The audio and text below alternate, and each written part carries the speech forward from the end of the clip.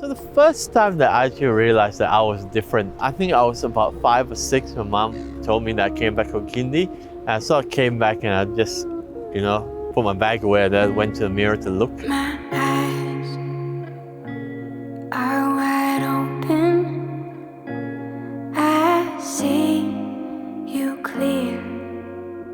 Like the questions start coming into my head, So what happened to me? Why am I like this? Why am I different?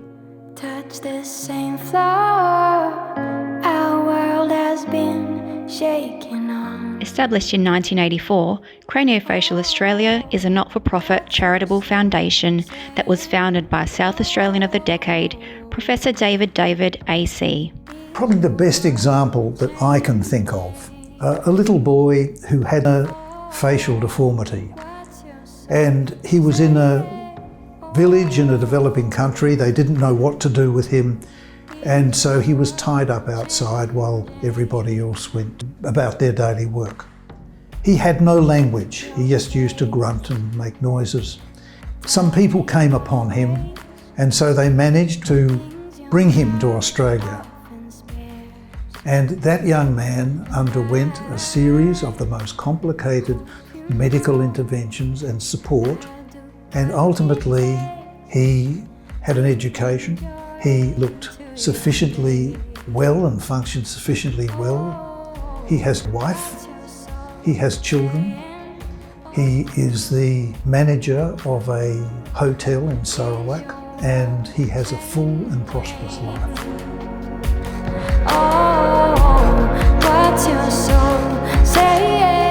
The organisation's vision is to support patients through their journey, advance discovery into craniofacial care, and educate and train health professionals.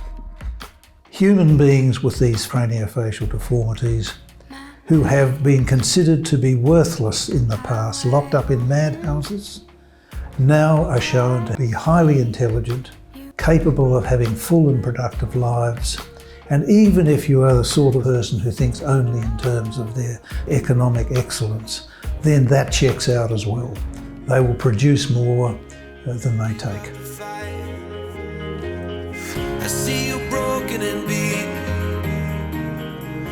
Craniofacial Australia is a foundation that takes donations from members of the public to support the wonderful work that's going on, to support patients in financial hardship, to support research, to support teaching. I'm very excited about Craniofacial Australia. The foundation is well situated to address all the major issues that are presented to children with craniofacial deformity. Well, what we do is provide support for patients who have craniofacial deformities. We assist them in accessing surgery and other forms of treatment.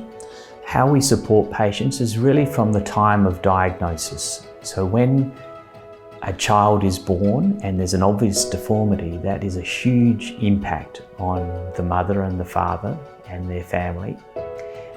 They had such big dreams for their child, and then they get presented with an issue which they weren't expecting. So from that point onwards, it's a real battle for parents. And then over time, they need support to go to operations, they need support to go to appointments, they need support to travel, to provide or to gain medical service. Harvey was about 9 weeks old when we learnt that the suture in Harvey's skull was fused too early, and that means that there's no room for the brain to grow. The night before the surgery really hit me, and I didn't get much sleep. I was questioning whether it was something that I had done through pregnancy that could have caused the issue. When I reached out to Craniofacial Australia and they sent through the care package, which had a whole bunch of things that just made it nice. Like, it was a traumatic experience. We got given a blanket that was stitched by people in South Australia that don't know my child. Like, there was toys, like there was a little t-shirt that says that he's a cranio warrior. So that was really nice and made us feel like the journey wasn't just our journey. I lost count how many surgeries I had. I think it was around a dozen. Hello. Had I not had any of the surgeries, I wouldn't have been able to eat. Food wouldn't necessarily have gone down, and you could see all the way to the back of my throat. That would have made me feel ashamed, and I wouldn't have wanted to engage with the world.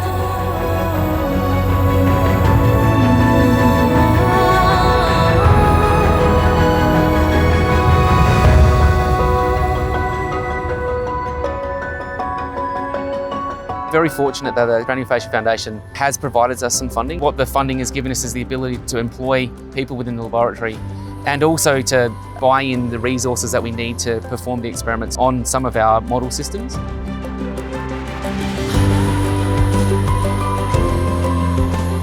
We want to understand how disorders arise so that we can try and fix them.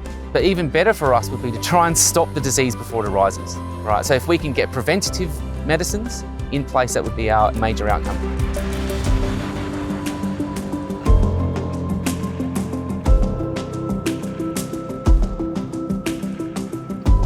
In relation to children with craniofacial conditions, my research is about understanding how they're doing from a cognitive perspective, how they're doing with their learning, how their behaviour's doing, how they're doing with their emotional well-being, and then of course working out what we should be doing to help people who have difficulties in those areas. The feedback has been really positive. They appreciate having somewhere that they can go that understands that, you know, there are difficulties that their family might be experiencing and that can help them put some context to that for them. I think parents would really appreciate understanding more about what a craniofacial diagnosis means for their child's future.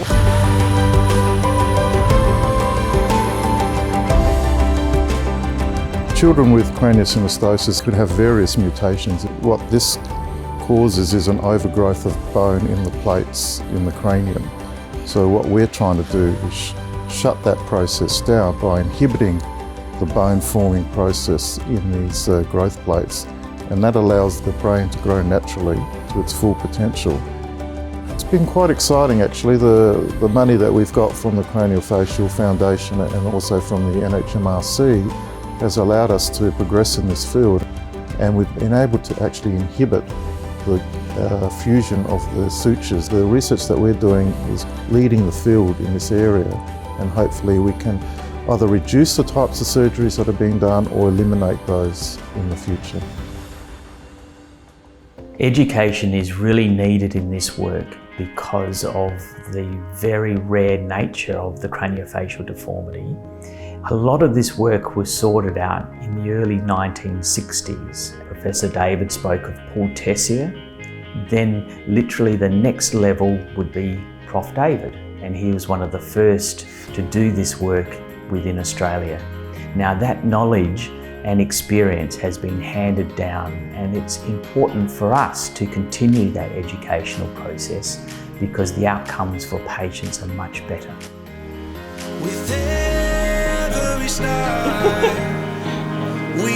We, for example, Zoom teaching to Indonesian surgeons, 215 of them, every week to support them in their education and in their patient management, giving them advice, etc. And those relationships produce wonderful outcomes.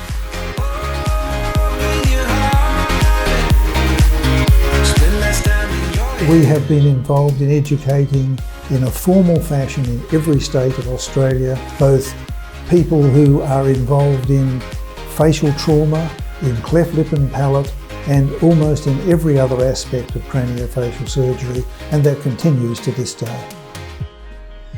We're so lucky here in Australia to be able to, have a foundation that does lead, craniofacial surgery and research and evidence-based, stuff all over the world.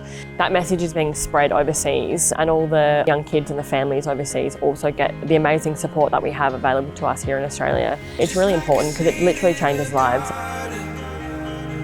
You grow to be tall.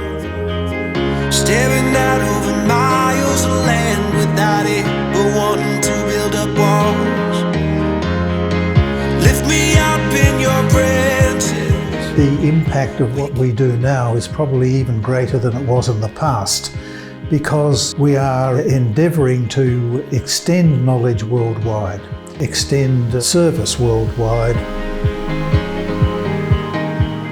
These craniofacial surgeries are life-changing, and the main reason is that you take someone with significant deformity who has lost their confidence or have had people treat them in a different manner, then improving their appearance and improving the way their own self-perception is extremely important, and I think is life-changing.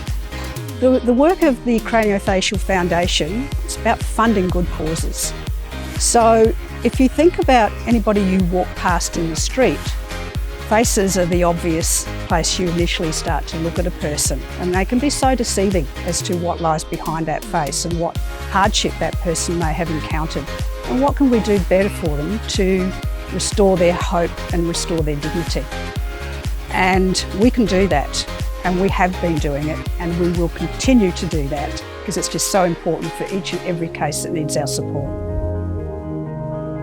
We continue to need public support. This is about a significant effort to make human beings who are afflicted with craniofacial deformity play their full role in our society.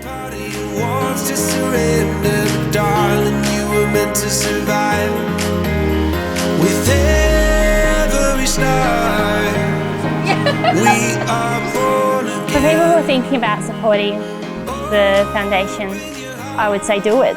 The difference that it made to me could only happen because people donate.